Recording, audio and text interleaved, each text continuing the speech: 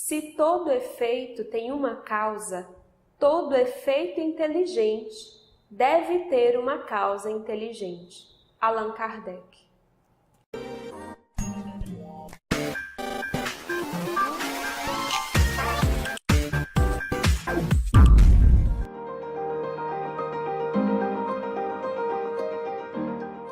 Olá! Estamos de volta aos nossos estudos da Revista Espírita de Allan Kardec. Esse é o primeiro episódio da segunda temporada de estudos.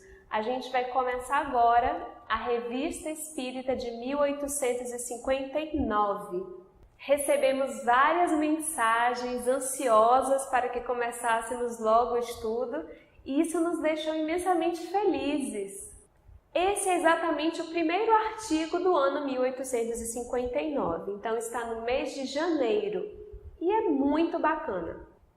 Trata-se de uma carta de Allan Kardec, uma carta-resposta a um príncipe. Se algum de vocês que já estudou há mais tempo que nós, que já vasculhou as notas de outras edições ou de alguma forma conseguiu mais informações do que nós, e souber dizer que príncipe é esse, conta pra gente que eu fiquei super curiosa, mas eu não consegui achar essa informação. Temos apenas uma sigla aqui, mas não temos um nome, uma informação a mais sobre esse príncipe. Kardec faz uma introdução nessa carta, falando que para responder às questões que foram propostas por esse príncipe, ele precisaria partir de uma certa base, de alguns pontos importantes para então desenvolver as ideias como resposta a essa carta que o príncipe havia enviado a ele.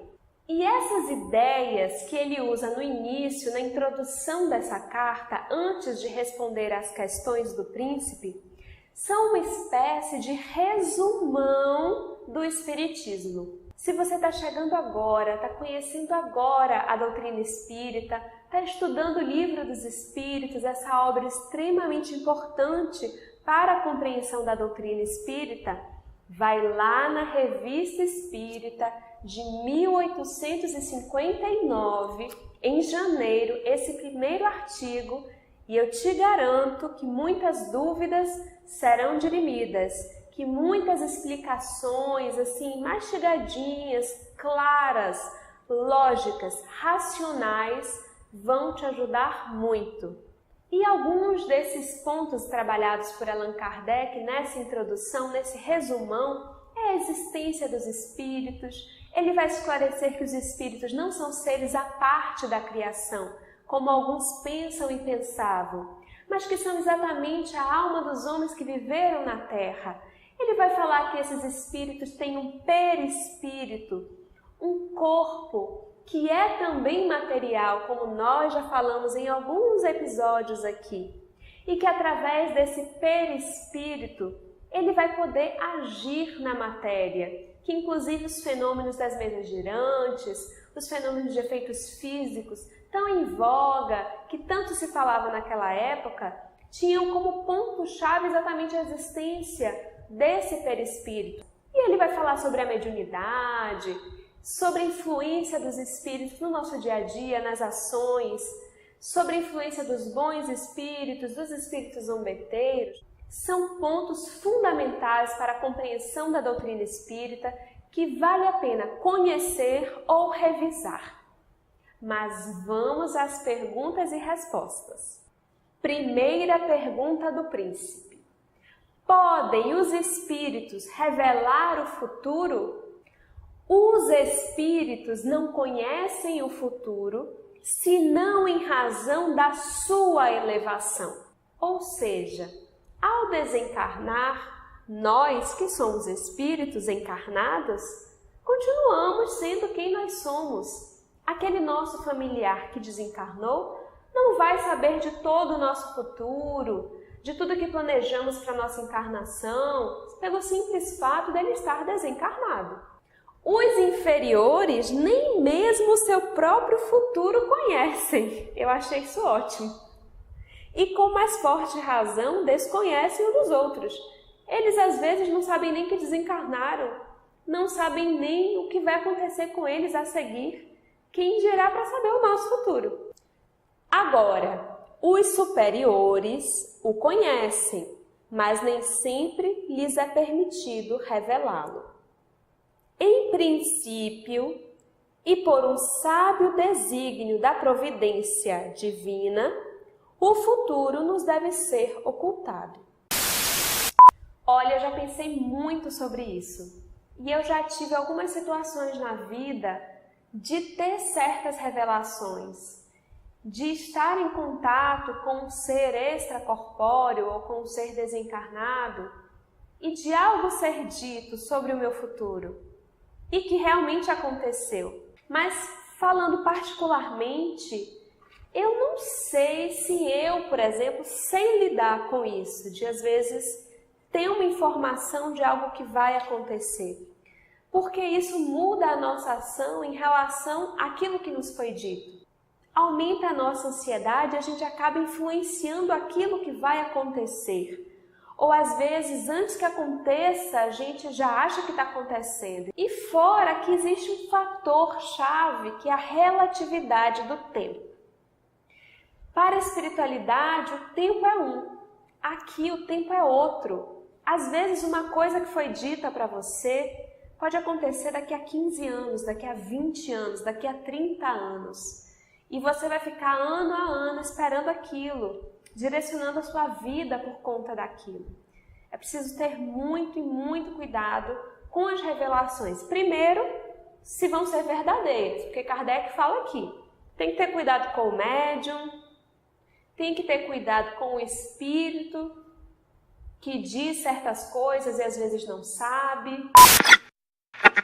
Tem que ter todo um cuidado, mas ainda que todos esses cuidados sejam tomados e que seja uma revelação séria, às vezes é até uma frase curta que a gente entende como uma revelação, que a gente entende como um conselho para o nosso futuro, ainda assim é preciso ter muita atenção com a nossa reação em relação a essa informação. Senão a gente precipita certas coisas e atrapalha o desenrolar daquilo que precisa acontecer. Além disso, Kardec vai nos falar do nosso espírito familiar, daquele ser que nos acompanha durante toda a nossa encarnação, que está sempre do nosso lado, nos intuindo, nos orientando, nos dando conselhos. Muitas vezes a gente busca um conselho fora, fica ansioso por um médium clarividente, por alguém que nos deu a psicografia, algo diretamente para a gente. E se a gente fizer silêncio suficiente, silêncio interno suficiente, para nos conectar com o nosso Deus interno, conosco mesmos, com o nosso eu superior, se a gente permitir que o nosso ego silencie um pouco, o nosso espírito familiar, os bons espíritos que nos assistem, assim como esse eu superior, o espírito superior que somos, e que está aqui aguardando para comunicar-se conosco, para alinhar-se com o nosso eu, com a nossa personalidade. Se nós conseguirmos diariamente momentos de tranquilidade, de meditação, de contemplação, a gente vai receber conselhos valiosos. Os espíritos podem guiar-nos por meio de conselhos diretos nas coisas da vida? Essa resposta está muito direcionada à primeira resposta. Então, Kardec fala que tem total relação com o anterior e acrescenta: esses conselhos nos chegam diariamente pelos pensamentos que nos sugerem. Muitas vezes fazemos coisas cujo mérito nos atribuímos, quando na realidade resultam apenas de uma inspiração que nos foi transmitida.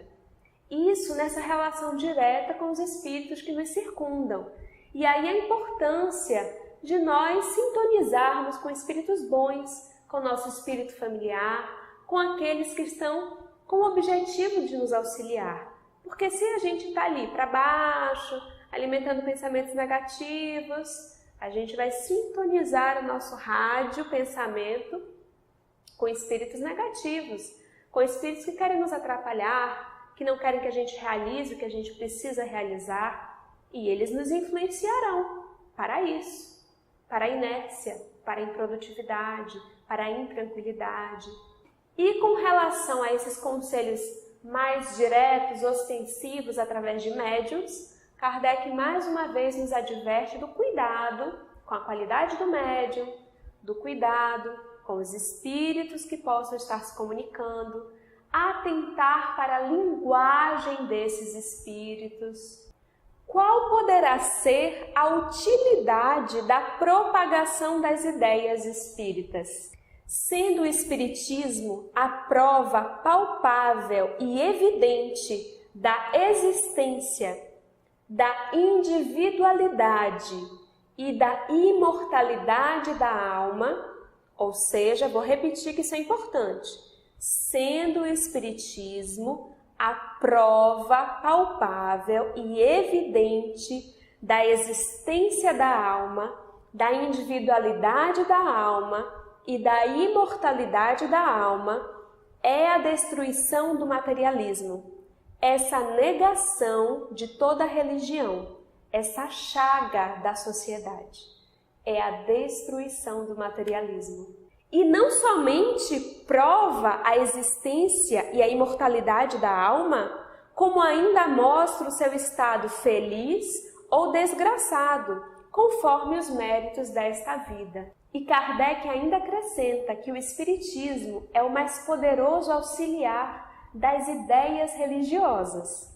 Dá religião aos que não a possuem, fortifica naqueles em que é vacilante, consola pela certeza do futuro, faz suportar com paciência e resignação as tribulações da vida e desvia do pensamento o suicídio, ideia que naturalmente repelimos quando vemos as consequências, eis porque são felizes os que penetraram em seus mistérios. Para eles, o Espiritismo é a luz que dissipa as trevas e as angústias da vida. Para mim, o Espiritismo é luz que dissipa as trevas e as angústias da vida. Que possamos aprender esse espírito de serviço, de utilidade, de humildade do nosso codificador Allan Kardec. Até o próximo episódio.